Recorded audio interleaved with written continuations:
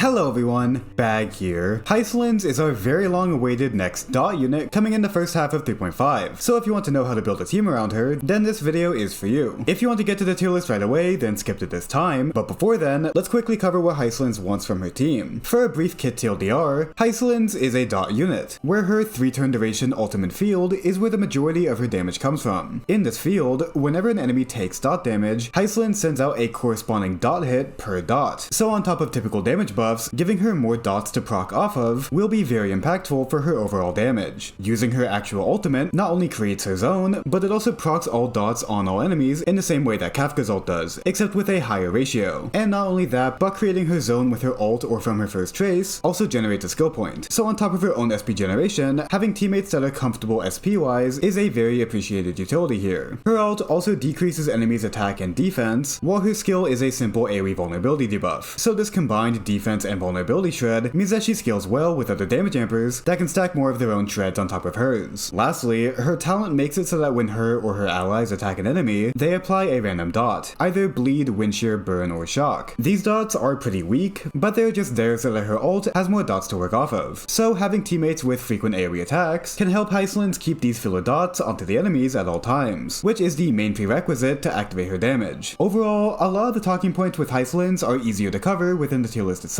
So let's not stall anymore and get straight into the list. So, there's been a trend on my teammate tier lists where it makes sense structure-wise to talk about the most essential teammate for a unit first. And before Ceridra continues that trend, I think Hysilens also fits that bill. Kafka is who I would call an almost essential teammate for Hysilens, as it feels as if her kit was made with Kafka's utility in mind, especially after her buff. With practically all of Hysilens' damage coming from dots being triggered on the enemy, it makes sense that she really wants an ally whose main gimmick is proccing dots. After her buffs, Kafka can proc dots via her skill, her ultimate, her follow-up once per turn, and another charge of her follow-up that she gets after ulting. Hysilens does have a dot proc within her ultimate, so you can argue that she can be made to be self-sufficient in this dot procking utility, but while you can argue this, I think you're just still flat out wrong. Kafka also, of course, has the obligatory utility of having a dot within her own kit with her shock, which makes the maximum total amount of dots on the enemy 5, 1 from Kafka and 4 from Hysilens' talent. The max dots that Hysilens can work off of is 8, and we can technically get 1 more from breaking an enemy with a wind, lightning, physical, or fire unit, as well as 1 from any endgame buff that involves a dot from a turbulence buff, such as in the current Pure Fiction or future MOC rotation. So in those scenarios, we only need 1 more dot on the rest of the team to max out her damage capacity, which is just important to note. Kafka also has an 100% attack buff to any ally who has 75% effective rate. Hysilens not only needs some effective rate to hit her dots and debuffs, but she also has a scaling damage buff off of effective rate from her 3rd trace. So rewarding Hysilens for investing into a stat that she was already investing into is just really nice. The only annoying thing with Kafka and Hysilens is that in high enemy count fights, Hysilens' AoE skill and ultimate can make Kafka's follow-up attack rather inconsistent, similar to how Tribbie and Archer interact. Really though, the constant dot procs from every part of Kafka's kit is Sunday Jingyuan levels of necessary utility. I can't really overstate it. It's why Kafka's best performance in Hysilens teams is with Tutorial, Eagle, and Lushaka, funneling as much energy and action advance into Kafka as possible to get the most amount of follow-ups, skills, and ultimates. If we are building a Hysilens team, the first 2 slots will literally always be these 2 units, unless if some endgame buff or specific enemy mechanic makes Kafka's utility redundant. For the rest of this video, we will be looking at the last 2 slots, which are, as you might be able to guess, much more contentious. With how freeform dot comps are past their reliance on Kafka, Hysilens is in a unique situation where basically every general damage amper can be competitive for her best team, and the difference maker either comes from whoever is most invested into, or who the specific fight best calls for. Let's take Robin for example. Robin has the potential to be the flat out best teammate to fill this 3rd team slot, for a multitude of reasons. With how important Kafka's turns are, it should be obvious that Robin giving her multiple free turns is a pretty dang impactful niche, and Kafka's frequent follow-ups, on top of just generally having fast attacks, gives Robin's additional damage some legitimate legs to stand on. There's also the really funny tech where, with Kafka, building 75 effective rate on Robin gives her 100% attack, and since EHR and attack are equal in stat quantity per substat, this is actually worth going for. There's also the general comfiness that comes from Robin and Hysilens having a shared element, so you aren't compromising on tanking Robin's personal damage in order to element match with Hysilens. Really though, the main difference maker here with Robin compared to any other damage amper is just the sheer strength of the 100% team-wide action advance, which then brings up a problem. Robin here really has no way to consistently get a turn 1 ult. There's no RMC, Ting Yuan, Sunday, or Bronya to instantly get her extra energy at the start of the fight. Instead, her performance can be rather enemy comp dependent to get the most consistent performance out of her. This also means it's pretty dubious to be able to get the tech where her first ult in the first wave ends early enough for a 0 action value ult in the second wave. So just generally, while her utility is very useful here, it can also just be difficult to utilize. This variability does not jive well at all for a rigid tier list like this. So while I will place her high in the S tier, know that this does not make her some universal best in slot for this comp, and depending on how much energy Robin can get from a fight, things can change quite a bit. For another example of a very variable teammate, we have Black Swan. Black Swan is an obvious third team member, as her sizable personal damage is equally activated by Kafka and her buffs, her Death Shred and vulnerability stack well with Hysilens', and she gives an extra dot for Hysilens' ult to scale off of. Hysilens' talent, combined with Kafka's frequent proccing, helps Black Swan stack Arcana very quickly, and while her personal damage is still nowhere near Hysilens' in this comp, it's still sizable enough to be considered a very valuable asset. This is not an open and shut case of best in slot synergy, however, as the bar Black Swan needs to pass is whether her personal damage and moderate damage amping is worth using over a support superior damage amp instead. There's many factors at play here, so let's go one by one. First, since Black Swan and Hysilens don't share an element, it'll be tricky to find frequent endgame scenarios where they can both dish out damage at max potential. A lot of the new enemies in 3.5, the red dinosaur guy, Nikador, and this guy, are some enemies that are weak to both wind and physical. So it's not non-existent, but in the grand scheme of things, it's rather slim pickings. Her vulnerability debuff from her ultimate also only applies during the enemy's turn, which is meant for natural dot procs, but it doesn't jive well with Kafka's and Hysilens' forced procs. You can wait to proc dots on the enemy's turn, but this runs the risk of not only wasting resources, but also the dots on the enemies can just run out, especially with Black Swan's Arcana that constantly resets. Skill points can be another problem, as all three of these dot units either want to skill every turn, or they have debuffs and field timers that they want to maintain through using their skill for energy. There are band-aid solutions to this, from Passerby, Gallagher, or just good resource management, but depending on how much energy the fight gives, rationing out skill points across the dot trio might involve sacrificing some damage or uptime, which is not ideal. Really, the most important difference maker besides weakness matching in my eyes is the team's vertical dot investment. Since the team has two units with substantial dot damage as their main form of utility, buffing that damage with team-wide buffs helps with more easily breaking past other third team slot options. Here, I'm mostly talking about Black Swan E1 or Hysilens S1, as well as Kafka E1. Hysilens E1 also counts for this, but it's actually more of a buff to a duo dot team, since it makes Hysilens entirely self-sufficient in getting 8 dots onto the enemy. But for the other options, these can be the difference maker in making Black Swan shine. Or, to put it another way, if the entire team is E0 S0, you are likely to be better off with an Amber instead. I will also note that for 3.5, Black Swan will probably do better within specific dot shield scenarios, since, well, more dot equals more effective dot shilling, right? Overall, I do still think that Black Swan deserves to be in the S tier, but like with Robin, it heavily depends. We do have other dot units to go through, who have the unique utility of having an extra dot for Hysilens and Kafka to work off of. So for the first time in these teammate tier lists, where do Luka, Sampo, and Guinaifen stand? Guinaifen has a stacking vulnerability debuff like Jiaoqiu. Its stacking relies on the enemies taking burn damage, which means you need to rely on Kafka to stack it up quickly. It can stack up to 21% vulnerability at E0 or 30.4% at E6, which is not too bad. Her ultimate also procs all burns on the enemy, meaning that you can get 1 to 3 ult procs from Hysilens depending on if you have Guinaifen's burn, Hysilens' burn, and a burn from breaking with Guinaifen. I'd say she's a rather mid option to use, in having no real standout strengths, while her ramp up time and reliance on SP to sufficiently spread her burn is kind of hard to play around. Sampo has a dot vulnerability debuff of 32% at E6 that's tied to his ultimate. This ult has a low cost, especially with the free 10 energy from his traces, meaning that in most content, this debuff should be easy to maintain. His skill bounces his wind shear dot randomly, which can be good for spreading Hysilens' talent dots if you get lucky with where the bounces bounce. Now, obviously, the vast majority of Hysilens' teams' damage will be via dot, so the specificity of Sampo's dot vulnerability is not really a bad thing here, and its lack of a ramp up time pretty firmly puts him above Guinaifen. Lastly in this trio is Luka, who is a weird case. Firstly, like Robin, he element matches with Hysilens, so at least in that sense, it's easier to find optimal fights to use him in. But then that's also his largest weakness, as his entire kit is single target, which does not really mesh too well with Hysilens' kit, which is instead pretty adaptable for any amount of enemies. Luka has a 21% vulnerability debuff with a higher ult cost than Sampo, as well as a relatively powerful single target bleed from his skill that can then be reprocced from his talent. With his E6, he's actually able to proc all of Hysilens' dots with his multiple consecutive bleeds, although he isn't able to do this frequently enough to really be top tier reliable. In the fights where it is applicable though, then yeah, this is a genuinely great utility that's basically exclusive to him. Luka definitely has the highest potential damage of the 4-star dot trio, but you really want both a physical weak enemy and a single target fight to get the most out of him. So that nicheness is what puts him in last, but for the 1000th time, this 100% depends on the fight. Really though, I think all three of these units are pretty firmly in the B tier. They are just worse than most marginal buffing options in the 3rd team slot, and while they are very usable, their competition is just simply that much better. A plug here to subscribe. A full-on Hysilens guide is coming up next, followed by coverage of Ceredra and the 3.6 pre-release cycle. So if any of that interests you, then stick around. Also, something, if you're one of my 300,000 returning viewers, then you should actually sub. True! Okay, back to the vid. Getting back to more usual damage ampers, Ruan Mei and Cipher are the pinnacle of consistency for the 3rd team slot. While Robin and Black Swan have their highs and lows, these two are just more reliably good. Ruan Mei provides some very useful speed, especially with Hysilens' tight speed breakpoint while wearing attack boots, some weakness break efficiency to get the dot from breaking the enemy faster, a double break for double dot procs, and useful general stat buffs. She can also, of course, hold DDD, and that's more of a uniquely good thing here, since a lot of the usual DDD holders are not doing too hot on this list. Cipher, as always, has the ability to break ahead, depending on how much you can get out of her damage accumulation. But regardless, her vulnerability, true damage, and purely SP positive playstyle makes her extremely comfortable to slot in here. If ulting with her early lets you clear a wave in a cycle faster than with any other comp, or if a boss has an annoying second phase that her later ult can help skip, then she can definitely stand out as a best in slot option. Silverwolf has the very obvious standout use in that she lets Hysilens perform much better against non-physical weak enemies. Although since that utility is given for free if you just,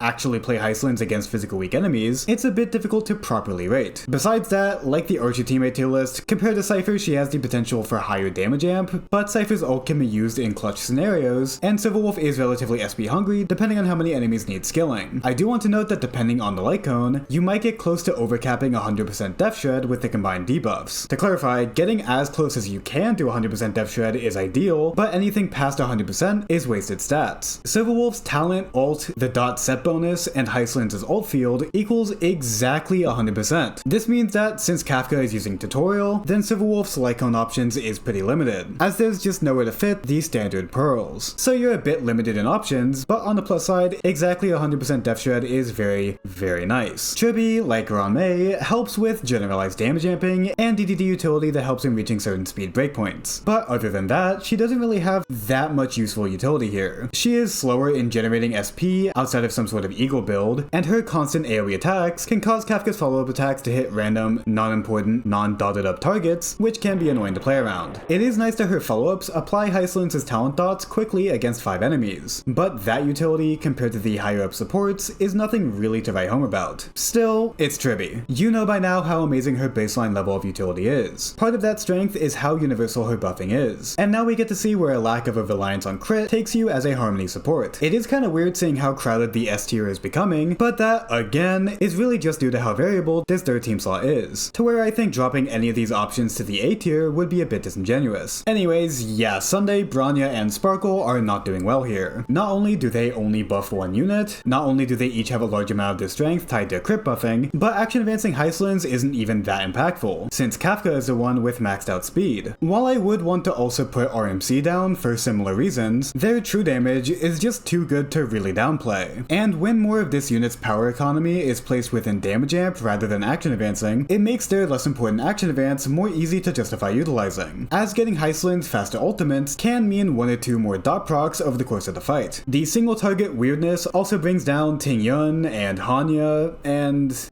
look, Yukong, you had your fun with Finon, but I think it's time to head back home. No hard feelings, okay? To go over the sustains, it's more of the usual for a lot of them, where their SP reliance or SP abundance is the largest difference maker. Dot not caring about crit makes Aventrian and Fushuan positioned worse, although they and the rest of the Perturbation units can use Trend for an additional dot. This isn't strong enough to beat out the top dog sustains, but it does give them some legs to stand on. Hyacine shares a lot of the same utility and troubles as Tribbie. Constant AoE attacks are good for Hysilens' talent stacking, but bad for Kafka follow-up accuracy. And while she can be played purely SP positive, this can result in a loss of damage for her in fights that don't give her an abundance of energy. And with damage being her primary niche here, that might not be too great. As always, her signature is a big difference maker here, so if you incorporate that, then she'd jump a few places for sure, but generally I'd say that she's at the top of the A tier as a sustain. The other two top dogs, Huohuo and Gallagher, are both potential best in slot options depending on the team. With a tail as old as time, Huohuo provides by far the most useful and impactful utility from a sustain, but her reliance on SP holds her back a good amount. Gallagher doesn't really have much utility outside of high fire toughness damage for breaking, but SP generation can be in high demand for triple dot teams, or with SP hungry supports like Silverwolf. So if SP is in high demand, then he is invaluable. I'll place Huohuo higher for having higher highs, but as you know by now, this isn't a standard teammate tier list where the top 3 units are the de facto best in slot team, and the it depends plague is instead much more numerous. To round out other options, Jiaoqiu is unique with his damage buffing as he has an additional dot in his kit, giving him the same baseline of utility as the other actual dot units. This, however, doesn't really make up for his lackluster raw damage amp compared to, say, Cipher or Ruan Mei, but he is for sure better than usual here. Jiaoqiu does, as always, have the advantage of spawn camping new enemies with Ash and Roast, so he can be especially comfortable in Pure Fiction at the very least. E2 Jiaoqiu in particular is a pretty large boost for his usability in this comp, so if you're one of the like 5 people who has that, then